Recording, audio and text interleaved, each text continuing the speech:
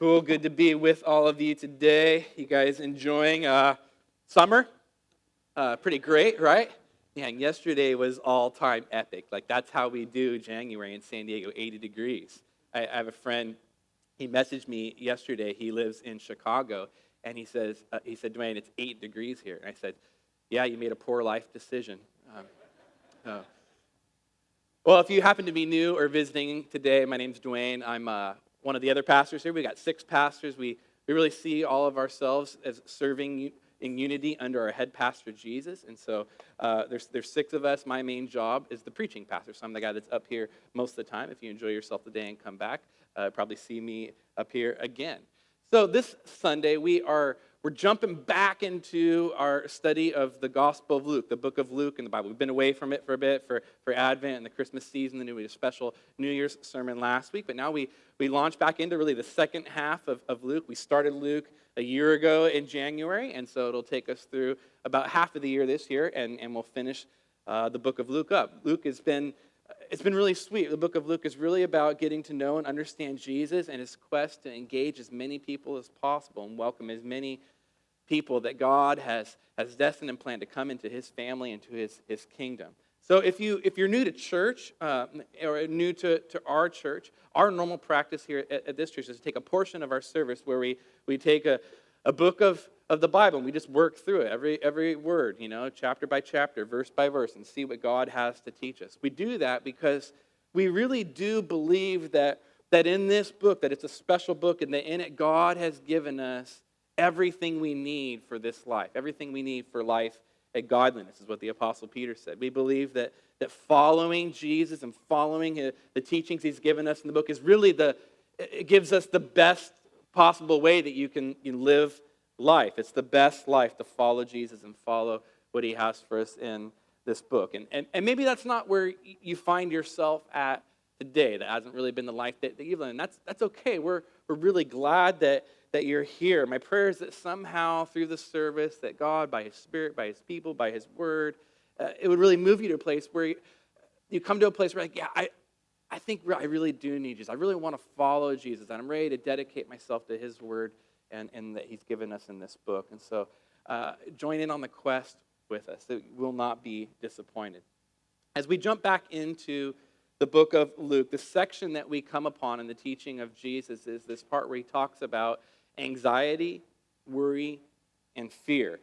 He says it's something that human beings of all races have dealt with, and what a relevant topic for us today in the time and place that we find ourselves in human history, and especially in our country: anxiety, fear, and worry. In response to numerous studies documenting increasing levels of anxiety and fear and worry, last year Time magazine, they did an article titled "Fear in America: Why We're More Afraid Than Ever Before." We're afraid of political leaders and the decisions that they make. We're afraid of economics and whether we're going to be all right financially. We're afraid of careers and having meaningful work. We're afraid of relationships in a social media culture where everything is critiqued constantly. People are afraid. More people today report having regular levels of high anxiety than ever before. Anxiety episode panic attacks are way up. We in America are the most medicated country, with 1 in 6 persons on antidepressant medication. 1 in 6. And this isn't even an adult thing. It's in children too. In our children, there's a documentary that recently came out called Screenagers that's looking into how screen time really increases the anxiety of children. Children are experiencing anxiety at younger and younger ages. I mean, just this last fall, I got an email from my daughter's 4th grade teacher saying that they were starting a support group for kids in the class that had been having a lot of anxiety, experiencing high levels of anxiety in the classroom. No joke, they even have a therapy dog that comes in. And I've met the dog, and you can pet the dog, and it makes you feel better. I mean, it kind of works. But high-level anxiety in children. That was supposed to be funny. Like you can pet the dog. Yeah. Anxiety, it's a real deal. Rolling Stone magazine, they recently published this article titled Why We Are Living in an Age of Fear. New York Times did one, America's New Anxiety Disorder. Now the term culture of fear or climate of fear is now a codified phrase used to describe a work environment or a group of people that experiencing anxiety, worry, and fear. It's into this context that Jesus speaks. I mean, it's been nearly 2,000 years since Jesus walked the face of the earth, and what he said and what he did is extremely relevant for us today. So let's take a look at what he said in the sermon I've titled today, A Jesus Who Calms Our Fears. I'm going to go ahead and read the text. Why don't you stand with me in honor of believing that these words are actually from God to us? I'll read it, and we'll thank God for it together. Luke chapter 12, verses 22 through 34. And he, as Jesus said to his disciples, therefore I tell you, do not be anxious about your life, what you will eat, nor about your body, what you will put on, for life is more than food, and the body more than clothing. Consider the ravens. They neither sow nor reap. They neither have storehouse nor barn, and yet God feeds them. And how much more value are you than the birds? And which of you, by being anxious, can add a single hour to his span of life? If then you're not able to do a small thing as that, why are you anxious about the rest? Consider the lilies, how they grow. They neither toil nor spin. Yet I tell you, even Solomon in all his glory was not arrayed like one of these. But if God so clothes the grass, which is alive in the fields today and tomorrow is thrown into the oven, how much more will he clothe you, O you of little faith? And do not seek what you are to eat and what you are to drink, nor be worried. For all the nations of the world seek after these things, and your Father knows that you need them. Instead, seek his kingdom, and these things will be added to you. Fear not, little flock, for it is your Father's good pleasure to give you the kingdom. Sell your possessions and give to the needy. Provide yourself with money bags that do not grow old, with treasure in the heavens that does not fail, where no thief approaches and no moth destroys. For where your treasure is, there your heart be also. This is the word of the Lord. May be seated. But Jesus uses three terms in this teaching to address this core issue that we have as human beings: fear, anxiety, worry. What makes you anxious? What do you worry about? What fears do you have? I mean, these things are real things, right?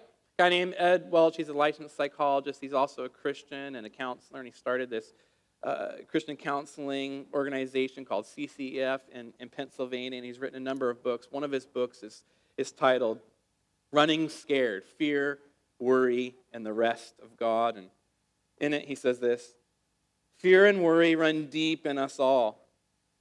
Fear and worry have meaning. They say something. Fear and worry reveal to us the things we love and value. Anytime you love or want something deeply, you will notice fear and anxiety because you might not get them. Anytime you can't control the fate of those things you want or love, you will notice fears and anxieties because you might lose them. Life is risky. Treasured dreams often rise and fall on our performance and the outcomes. Fear is a door to our spiritual reality. Fear is a big deal. And fear expresses itself in stress or anxiety. It can cause all kinds of things, effects physically in your bodily symptoms like heart palpitations, sweaty palms, perspiration, tension headaches, clenched jaw, impotence, rapid breathing, loss of appetite or increased appetite, problems sleeping, high blood pressure, all kinds of stuff. I mean, fear really, it's a spiritual issue that then can become a medical issue. The real thing we deal with. If I was able to just sit down with you just one-on-one in my office and just ask you, what are your fears?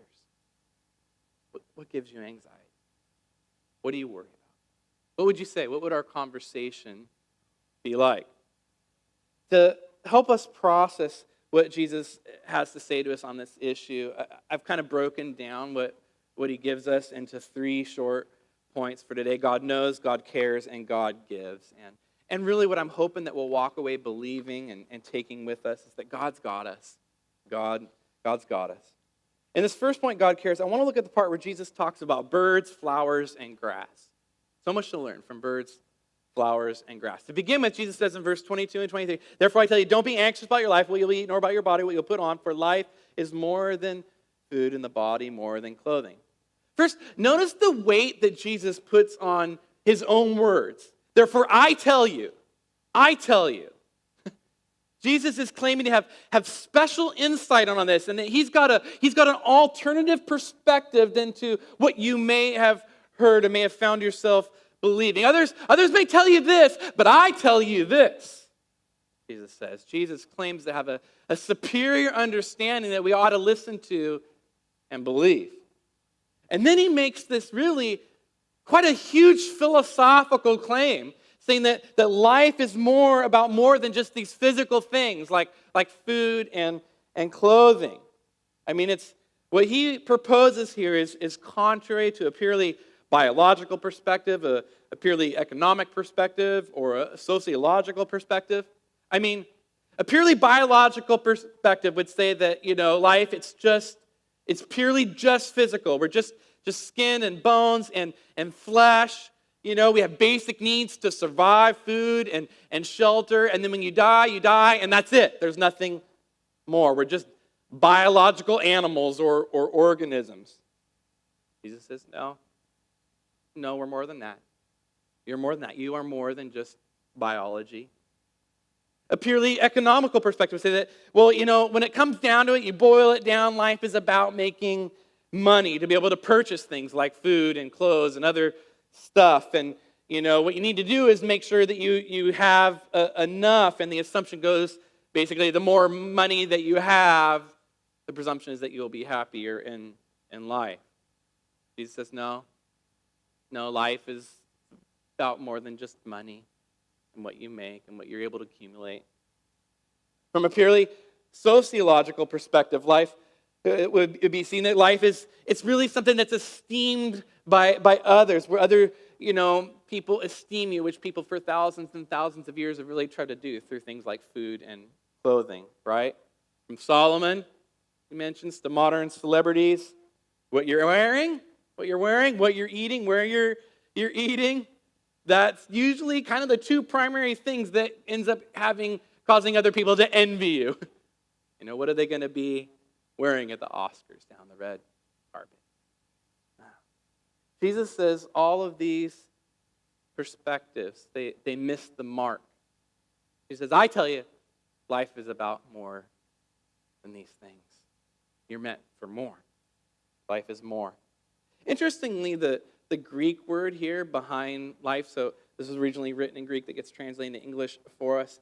It's different than the normal Greek word for life is zoe, but the Greek word here is psyche, which is usually translated as soul. So Jesus says your soul is about more than just food and clothing. Life is about the life of your soul. The life of your soul. If the pursuit of your life, the soul of your life is only has a biological perspective instead of an eternal one, you'll ignore your soul. If the pursuit of your life is purely an economic perspective and not a spiritual one, then you'll end up selling your soul. If the pursuit of your life is just a sociological thing, just a social perspective and not a relational perspective, you'll lose your soul. Life is about the life of your soul. Your body and its physical needs and your soul and its spiritual needs, they're not two separate, detached things. They're interconnected. They have an effect upon one another. They're meant to go together. And it's so easy to get caught up in these things, isn't it? It is for me. I mean, food issues, whether like what we're eating, whether you're like eating too much or not enough, whether you're gorging yourself or starving yourself, what food you buy at the grocery store, what restaurants we eat at, what diet you're on. I mean, food, an everyday thing of life. Clothing issues, why shopping malls exist, right? Why there's Amazon. What we purchase, what we wear, how we look in it. This whole host of body image issues, right? How we look in the mirror. How much we go to the gym and why. food, clothing. Easy to become the things that our life really revolves around, that our lives are all about, all this stuff. And when we do make our lives about these things, guess what happens? What sets in is fear, worry, anxiety, those things. To help free us from the pressures these things bring, Jesus, he invites us to set our eyes upon God, to look to him, and he does this by giving us some real practical examples, saying, hey, just consider the birds and the flowers and the grass with me for a minute. Verse 24, Jesus says, think about the birds. Birds, especially ravens. He mentions ravens. They're pretty much just scavengers. They pick off whatever they can find for food, whether it's seed or grain or some dead animal or bug or worms, whatever. They just bits of this and bits of that. That's how birds eat. They don't store it up at all. They don't collect it and keep it for later. They don't plan for it. Just when they get hungry, they go hunting and they find food. God made the earth in such a way that when birds get hungry, normally they can find food. God provides for them.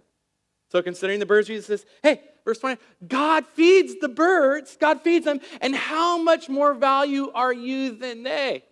You're of more value. Now, I know that in our culture, we like to take human traits and personalities and kind of project them onto animals and imagine the animals are humans and feel and think like humans and pretend they're humans, but they're not. Now, animals, they're valuable. They have what I call a class of being. They are creatures of God, and they've got a spirit or a soul too, but human beings are of a much higher class of being, according to the Bible. According to the Bible, only human beings were created in God's image. Only human beings were created in his image. So human beings, they have a special value and worth in the eyes of God. So if God even cares for the birds, which are like near the bottom of the food chain or of the class of creatures that he made, how much more will God care for you, his special, most highly prized creation? He will care for you. He cares for the birds. Next, Jesus says is consider the lilies. My wife loves it when I get her flowers. I don't do it often enough. Sometimes I get her lilies. I think the lily is a beautiful flower, especially the white ones, bright against the backdrop. I mean, they look like a star to me. You got the irises coming out in the middle, so pretty. They smell good. I mean, just amazing what God has created, the beauty and the symmetrical design and just what God has done with something simple like a flower. Jesus says, lilies, they just grow like that. That's just how they come out all the time. God just made them that way. Nobody does anything to a lily to make them look that good.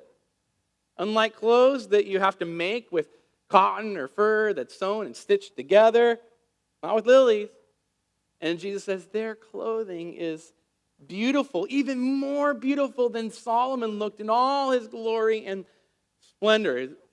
A single lily far surpasses the beauty that we can accumulate for ourselves or put on ourselves with clothes. Solomon, he was the wealthiest king in the Bible's history. Whatever he wanted, he had it. I mean, pretty fancy clothes for sure. Some real Dolce & Gabbana, Gucci stuff, I'm sure. That was Solomon. He had it. But it paled in comparison to the beauty of a simple lily. Then after looking at the birds and the lilies, he talks about the grass. Just think about grass. It just grows everywhere. It just does. I mean, typically, if there's dirt, unless there's a desert, at some point in the year, grass is just going to grow. It just happens. When summer comes, it'll dry out and die out. But then next year, God keeps making the grass grow. God keeps keeping the grass grow. How much more will he keep you? Keep growing you. You see, the overarching theme that kind of links these examples of Jesus together is this theme that God is the creator. God is the creator and sustainer of life. He's the designer of everything, and he cares for his creation. And among all of his creation, he cares for human beings the most. He cares for you. We have extreme extreme value to God. You have extreme value to God. So let's connect the dots here. Anxiety, worry, and fear. Anxiety, worry, and fear. Pretty much any time we experience them, what it boils down to, some level, is us not believing that God cares for us. That's really the core issue. When we really believe God cares for us and will care for us, we don't worry about whether we're going to have enough or whether we're going to be okay. We don't worry so much about getting rich, and we don't worry so much about what people think of us, because we know what God thinks. To cope with anxiety, worry, and fear, you've got a few options. You can take pills. You can do breathing exercises. You can try mental techniques. You can launch into some sort of action to try to fix whatever you think the problem is that's causing fear, worry, and anxiety. You can do any of those things, and they're not all bad things to do, but the best thing that you can do is to set your mind on things above, not the things of this earth. Set your mind on God and to believe that He truly cares for you. He cares for you more than you could ever dream or imagine. You're His prized possession, this creature. It's not bad to like food and clothes and to work hard to provide, but we can't make all of our lives about that thing, because it'll cost us our soul. We'll lose our soul, and what our souls need most is God. We need God. God cares for you. He's got you.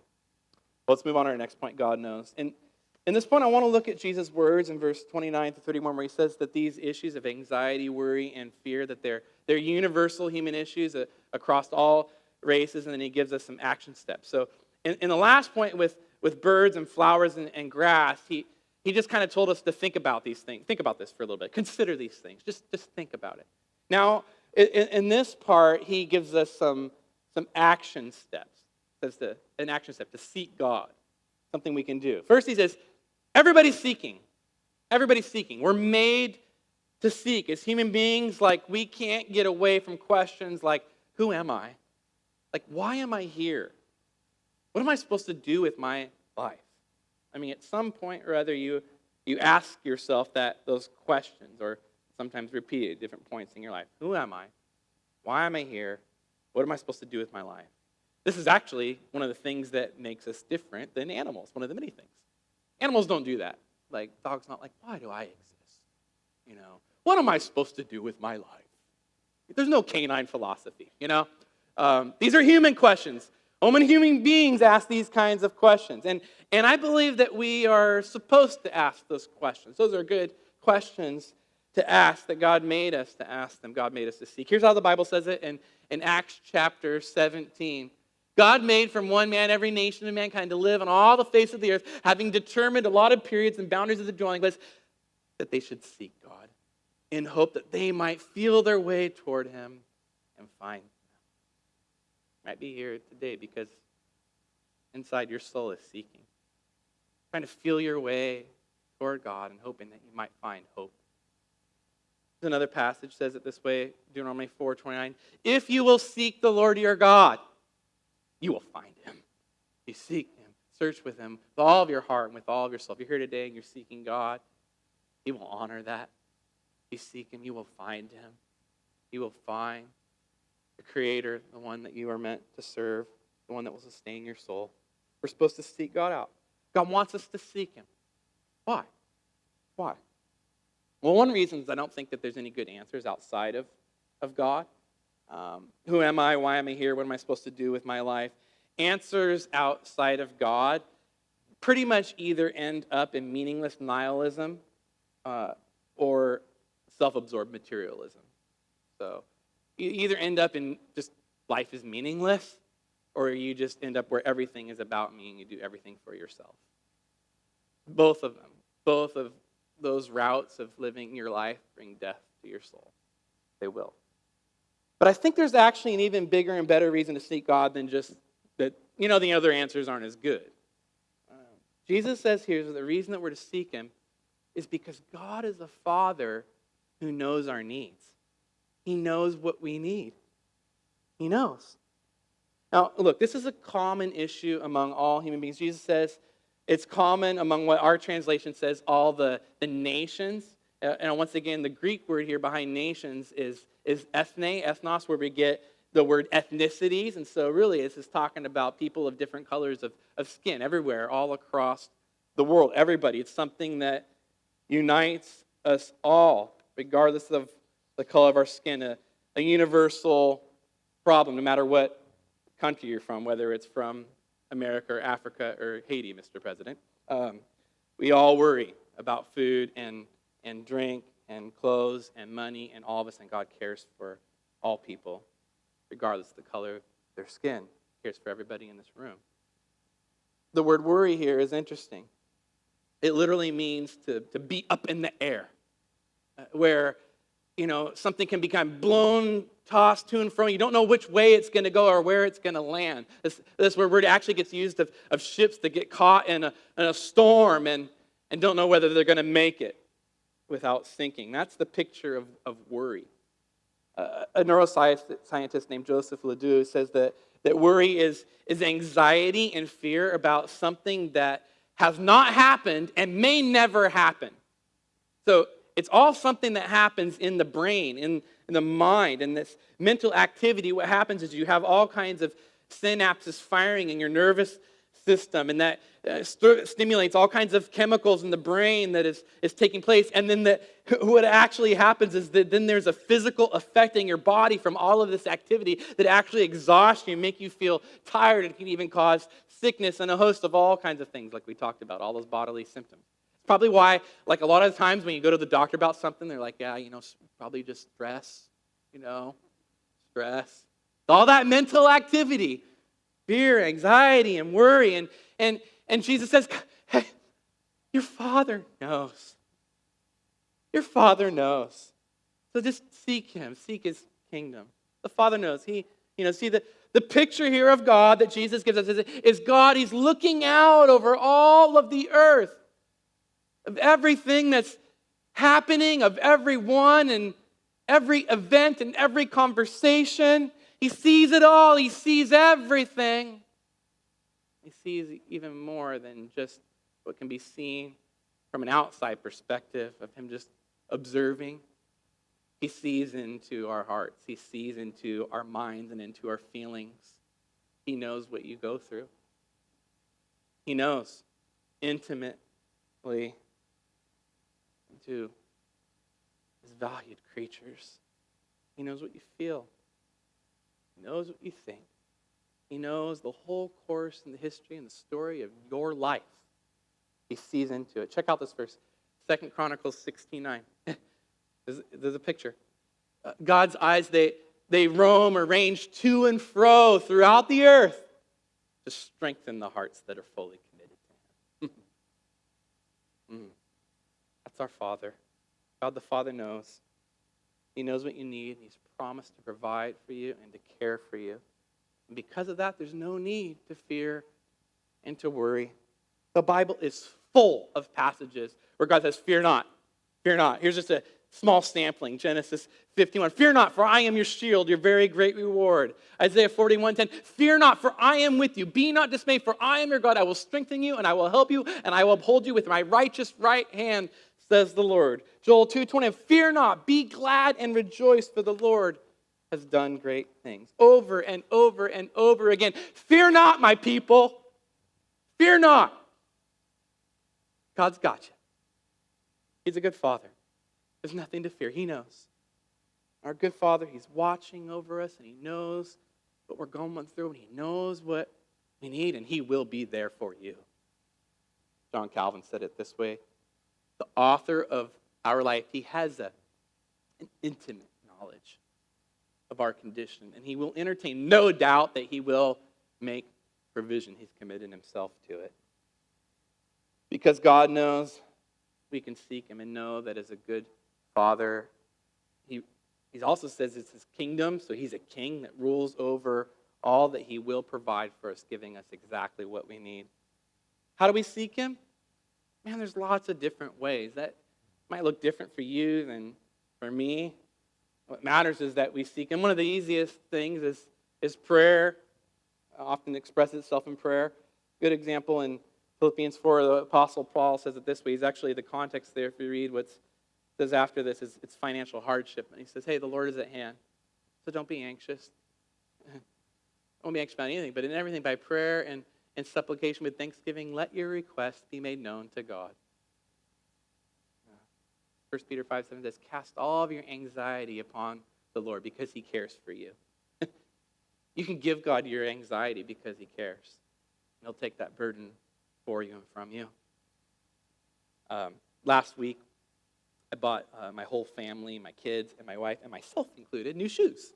So we spent almost all Saturday shopping for shoes. I think we went to every place that sells shoes in the city, getting the ones that they wanted. It was quite the expedition. And at one point, I think about 3/4 of the way, and trying to get ones they like, but at a good price that aren't going to wear out because they just thrash shoes at school and all that.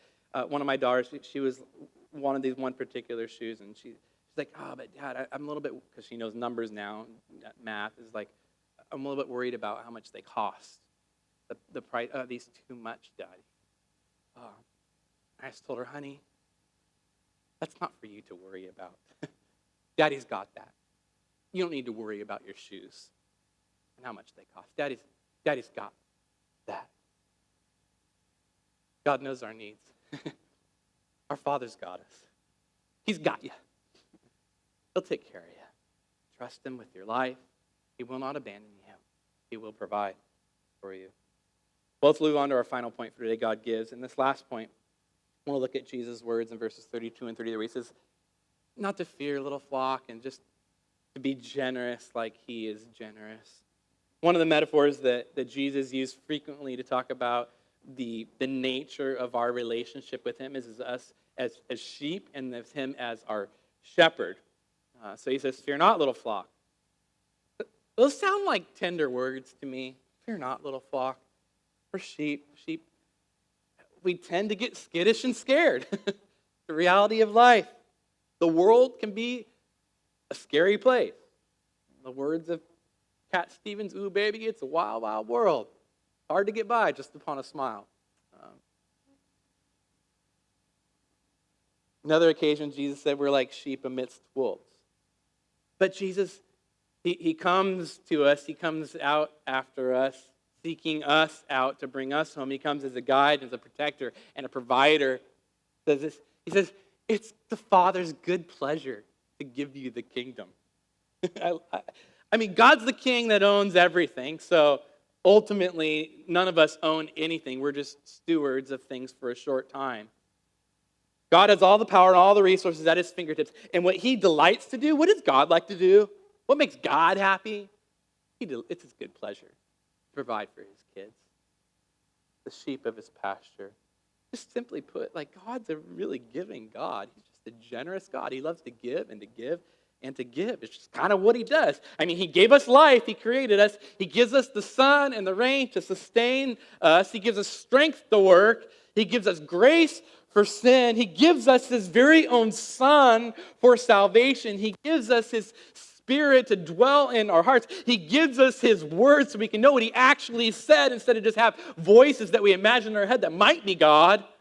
God just gives and gives. He gives and gives and delights to give. The generous God. Why that? Jesus says, man, look at God and how generous he says, we ought to be giving people. Selling our possessions, giving money away, seeing our ultimate treasures in heaven. Now, just a couple words of clarification on verses 34, 33, and 34, where Jesus says, sell your possessions, give money away. A couple things. First, this is a massive blow to this thing that's called the prosperity gospel. I won't spend a lot of time on it, but basically says if you got enough faith, man, you can pray for things and it will be done. So you can pray for physical healing in bodies, you can pray for money financially and all these things, and if you've got enough faith, it will happen. Verse 33 destroys that notion when he says to sell your possessions and that life's not about your physical material wealth. Second, Jesus isn't saying here that, hey, if you really want to follow Jesus, we'd all become homeless and go live down by the river. It's not sin to have personal property. Other places, Jesus says to be a good steward, and he tells people to provide for their family. Those are good, godly things. Jesus is very clear here that what he's after is our hearts and where the treasure of our hearts is and what we latch onto. If money or possessions become a barrier to God, then maybe you should just kind of reset and sell everything. But in general, we ought to be a generous, giving people. I mean, Jesus likes to use these extreme things to get our attention at times. That's why he's like, hey, if your eye causes you to lust, cut your eye out. If your hand causes you to cut your hand off. It's like, Jesus really telling us to like take a knife to our body? No. Like, use an extreme example. Where is the treasure of your heart? Do you look at your life as is it just about money and what you can accumulate and what people think of you? You live life that way, it'll be death to your soul. Put your treasure in heaven. The principle's what owns our hearts. Greed is when you can never have enough. Worry is being afraid that you won't have enough. Greed is when you can never have enough. Worry is being afraid that you won't have enough. See, what Jesus is calling us to is neither greed nor need nor greed, but to put our focus on eternal treasure, the things that really last. The most important investment that you will ever make in your entire life. Where are you going to invest your soul?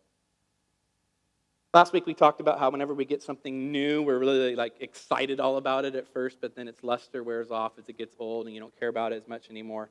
Jesus, he says, look, hey, ultimately every physical item that you ever have, it's going to fail you. It'll break down. The moth will eat it or somebody else is going to come along and pick it up. So a better investment is to invest in things that have eternal value. A man named David Gooding, he said it this way. I like how he put it. He said, store up your treasure on earth, and it will inevitably pull your heart in the direction of earth. Store up your treasure in heaven, and it will pull your heart along with your goals, ambitions, and longing toward heaven. Looking at your life with an eternal perspective, the whole entire course of your life. When we do that, when we just let go, it has this way of just alleviating the stress and the fear and the worry and the anxiety, and God's peace enters in. It's true that we really are a happier people when we let go, when we're more generous with our time and our talent and our treasure. A few years ago, this book came out called The Paradox of Generosity. Giving we receive, grasping what we lose. Not a Christian book. Those guys, Christian Smith and Hillary Davidson, they put this together after a bunch of research and studies from Notre Dame, looking into this topic of finding that the more generous people are, the more that people give, the happier they tend to end up being in life. They have better bodily health, feel more purpose in living, avoid depression. And so here's what they say based on their results and their findings. Generosity is paradoxical. Those who give receive back in turn. By spending ourselves for others' well-being, we enhance our own standing. This is not only a philosophical or religious teaching, it's a sociological fact based on empirical scientific research. It is no coincidence that the word miser is etymologically related to the word miserable. It might seem obvious that generously giving away money always involves a loss of the money itself, of course, of the good experiences or savings that the money might have provided the giver had it not been given away. It also seems evident that donating one's own limited time, energy, and attention to someone else's concerns similarly represents a loss. But more often and importantly, generous people tend to receive back goods that are even more valuable than those they gave. Happiness, health, a sense of purpose in life, and personal growth. Yeah. See, what Jesus is saying in the text today is true. It's true about humanity. The paradox of giving is that God has hardwired us. He's hardwired you to find happiness in Him and being a generous person like God, letting go. His power works through us and us being a generous people. So real simple on this last point. Are you generous? Do you give? Do you give freely? Or are you just trying to hold it all in? Where is the treasure of your heart? What are your sights set upon? On earthly things or heavenly things? Because God gives to us, we can give toward others. We can give to His church and His mission and know that we'll be okay. He's going to provide for us. May God help us to believe it's His good pleasure to give, and that would make us increasingly generous people. Amen? Amen. He's got us. Well, let's conclude. God cares, God knows, God gives. We started out today talking about fear, anxiety, and worry, and how it has a lot to do with food and clothes. Interestingly, the Bible's story, where it first records there ever being fear, anxiety, or worry in human beings, it happened in the garden with Adam and Eve, the man and woman, where they were worried about the food that God gave them and worried that it wouldn't be enough or wouldn't be as good as something else that could potentially be out there. You know, the whole grass is greener syndrome. And so instead of seeking God, they sought out this other food. And immediately once they ate the fruit, they became afraid. In shame, they hid and they made themselves clothes. This is where clothes came from. They made clothes made of fig leaves, the Bible story says. Food and clothes. And after God showed up, He was brokenhearted. He was so saddened to see them full of fear and anxiety and worry. He called them out of the bushes, and God made new clothes for them. Because He made garments of skin for them. And he made a promise. So that one day He would send His Son, a seed of the woman, who would do away with all the fear and the guilt and the shame forevermore. He'd come and He would give His own skin so they might have eternal clothes in heaven with Him, to be able to return to the garden one day. When Jesus came, exactly what He did. Nothing that Jesus asks us to do or calls us to believe in the text isn't anything that He Himself didn't do. Jesus did it all. He gave up all of His possessions, trusting the Father and His will for His life. I mean, in the very end, He gave up the clothes on His back, His robe, died naked on a cross, so that your fear and my fears and our guilt and our shame, the skittishness of us and our sheepness, and all be dealt with once and for all. See what Jesus calls us to in this text today. It's impossible. You try to not be anxious, try to not worry, try to not have fear. You're gonna fail. We've all failed at that, and we'll continue to do so. But there's one person who never has, and that's Jesus. We get all caught up in food and clothes and money and stuff, and what people think of us, seeking our own kingdoms and hoarding stuff for ourselves, not trusting, not believing that God cares and knows. We've all failed at it, but Jesus didn't. And He went to the cross, and He took all that upon Himself, won the kingdom. Now the kingdom belongs to Christ, and He shares it with us. He welcomes us into His family so that we get to have all of the inheritance too.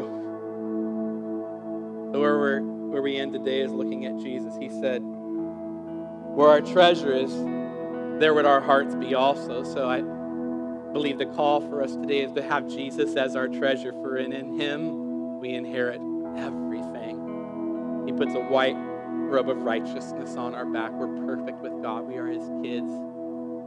In Him we are rich. And He feeds us eternal life from His banquet, the waters, living waters of the fountain of life. Through Jesus, God happily gives us the kingdom. It's in Him, so let's have Jesus be our treasure.